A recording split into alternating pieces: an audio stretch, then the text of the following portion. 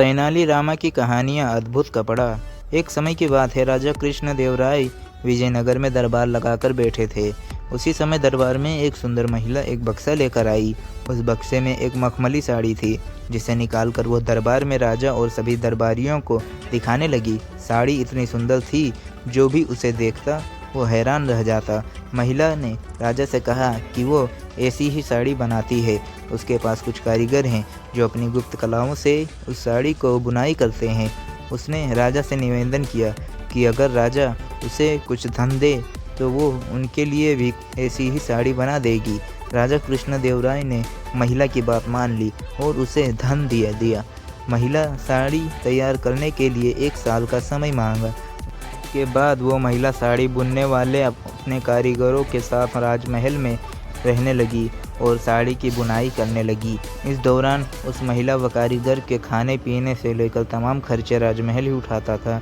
इसी तरह 1 साल का समय निकल गया। फिर राजा ने अपने मंत्रियों को उस साड़ी को देखने के लिए उस महिला के पास भेजा।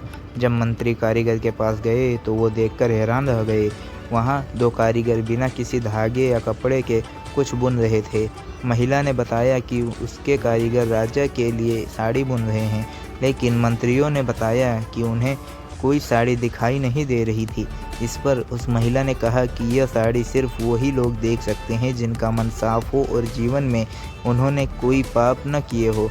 महिला की यह बात सुनकर राजा के मंत्री परेशान हो गए। उन्होंने बहाने बनाते हुए उस महिला से कहा कि उन्होंने यह साड़ी देख ली है और वो वहाँ से चले गए।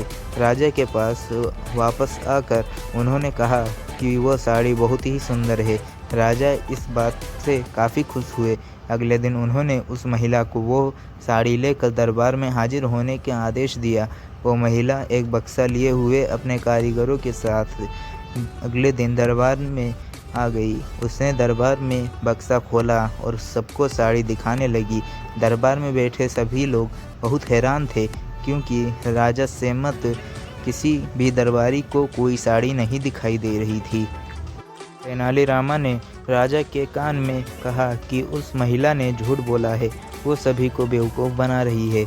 इसके बाद तेनालीरामा ने उस महिला से कहा कि उन्हें या दरबार में बैठे किसी भी दरबारी को यह साड़ी दिखाई नहीं दे रही है। तेनालीरामा की यह बात सुनकर महिला ने कहा कि यह साड़ी सिर्फ उसी को दिखाई देगी जिसका मन साफ होगा और उसने कोई पाप न किया हो।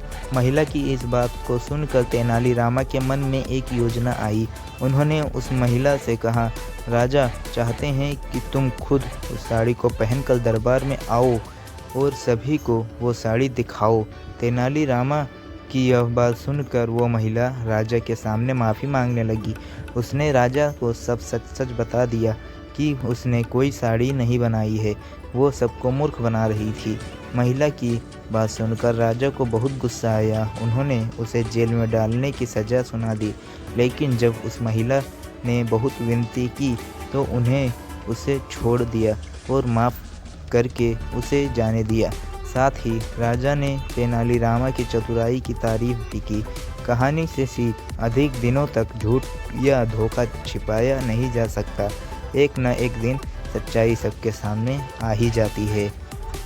अगर ये कहानी आपको थोड़ा सा भी अच्छा लगा हो तो लाइक करें, शेयर करें, सब्सक्राइब करें हमारी YouTube चैनल AR कहानियाँ।